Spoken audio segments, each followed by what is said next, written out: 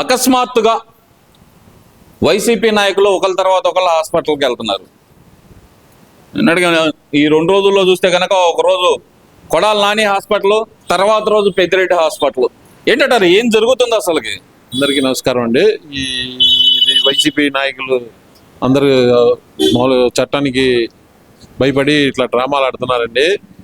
వాళ్ళు ఏంటంటే ఈ గత ప్రభుత్వం చేసిన అన్యాయాలు, స్కాములు, ఘోరాలు ఇవన్నీ ప్రభుత్వం సమీక్షించి నిజంగా ఆయన రుజువులుంటే వాళ్ళని అరెస్ట్ చేసి కోర్టుకి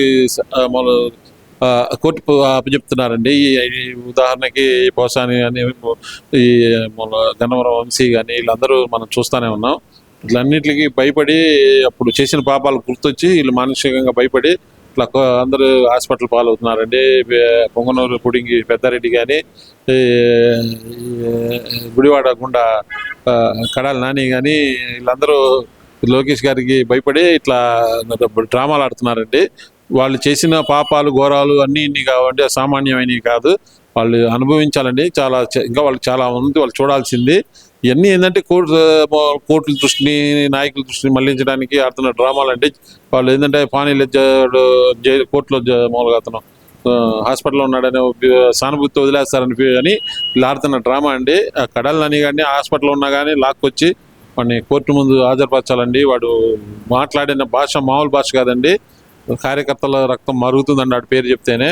వాడు అంత ఘోరమైన నేరాలకు పాల్పడ్డాడు. వాడిని ఇమీడియట్గా అరెస్ట్ చేయాల్సిందిగా మేము కోరుతున్నాం అండి. అంటే ఇక్కడ మరీ ముఖ్యంగా చూస్తే గతంలో చంద్రబాబు నాయుడు గారు జైలు నుంచి రిలీజ్ అయిన సందర్భంలో కానీ, లేదంటే జైల్లో ఉన్న సందర్భంలో కానీ ఆయన మాట్లాడుతూ గుండెకు బొక్కబడిందని చెప్పి సొల్లు కబుర్లన్నీ చెబుతా ఉంటాడు చంద్రబాబు నాయుడు. బయటకు వచ్చినా నా అంత కుర్రాళ్ళు లేడని చెబుతా ఉంటాడు అని చెప్పి మాట్లాడిన ఇదే కొడాలని ఈరోజు తన మీద ఏదైతే గనక అక్రమ సంపాదన 200 కోట్లు సంపాదించాడు అని చెప్పి ఒక న్యూస్ రాగానే ఢిల్లీ హాస్పిటల్లో జాయిన్ అవటం ఎలా చూడాలంటారు? ఇప్పుడు ఆయన గుండెకి చిల్లు పడలేదంటారా?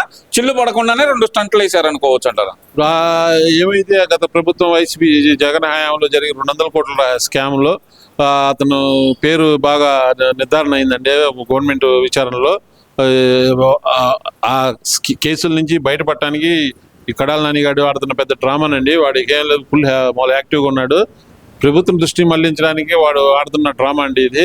అతన్ని ఇమీడియట్గా సాక్ష్యాలు చాలండి వాడిని అరెస్ట్ చేయడానికి.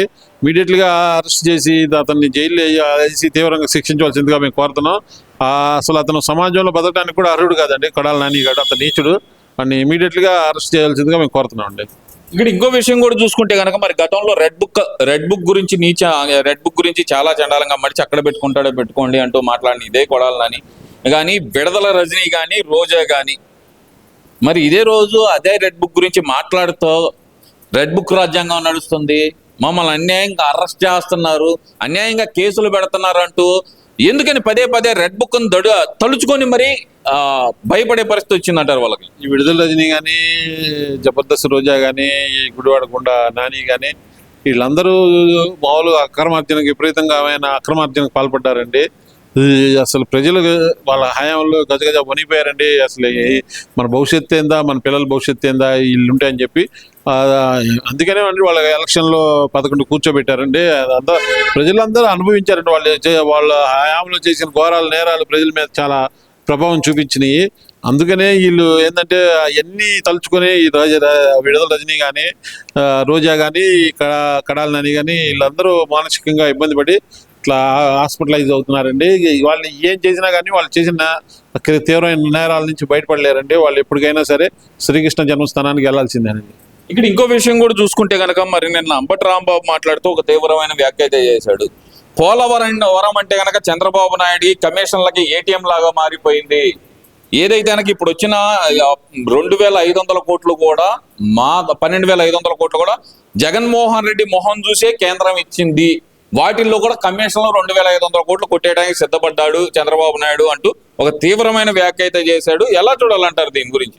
ఇప్పుడు గత ప్రభుత్వంలో తెలుగుదేశం చేసిన పనులకు కానీ మిగతా బిల్లులన్నీ కేంద్ర ప్రభుత్వం జగన్ మామూలు ఏలుబడిలో దాదాపు 3,000 కోట్ల రూపాయలు రిలీజ్ చేసిందండి. ఆ 3,000 కోట్ల రూపాయల్లో కనీసం 3 కోట్లు కూడా పోలవరానికి ఖర్చు పెట్టకుండా జగన్ రెడ్డి అవినీతికి బలైపోయినాయండి ఆ 3,000 కోట్లు. వీళ్ళు ఇప్పుడు ఇతను పచ్చ కామెరలోడికి లోకం పచ్చగా కనపడినట్టుగా ఈ అంబటి రాంబాబు బాగా తిని బాగా బలిచాడండి ఈ పోలవరంలో. ఒక్క అడుగు వచ్చే మట్టి కూడా వేయకుండా 5 సంవత్సరాలు గడిపి సిగ్గు లేకుండా ఇప్పుడు మాట్లాడుతున్నారు. అంబటి రాంబాబుకి టీఎంసీకి కానీ కీసుకి కానీ తేడా అసలు అవి అంటే కూడా ఏదో తెలియని వాడిని జగన్ రెడ్డి మామూలుగా అతన్ని భారీ నీటిపారుదల శాఖ నియమించాడు. దరిద్రం అండి. కనీసం ఒక తట్ట పార మట్టి కూడా పోలవరం వేయడానికి వాళ్ళకి చేత కాలేదండి. ఇలాంటి వాళ్ళు మామూలుగా ప్రశ్నిస్తా ఉంటే దెయ్యాలు వేదాలు వల్లించినట్లుగా ఉన్నాయండి. అంబటి బాబు నీకు ఎందుకమ్మా రాజకీయాలు, హాయిగా సంజన సుజనాతో వెళ్ళి పాటలు పాడి డాన్స్ వేసుకోవచ్చుగా, మళ్ళీ నీకెందుకు లేనిపోయిన రాజకీయాలు ఎందుకు? ఆ పక్కన చూస్తున్నావు వాళ్ళ పరిస్థితి ఏమవుతుందో. నువ్వు అంతగా అన్ని గ్రహించి నీ లిమిట్స్లో నువ్వు ఉండవలసిందిగా కోరుతున్నాము. తెలుగుదేశం పార్టీ పారదర్శకంగా నీతివంతంగా పాలిస్తుందండి.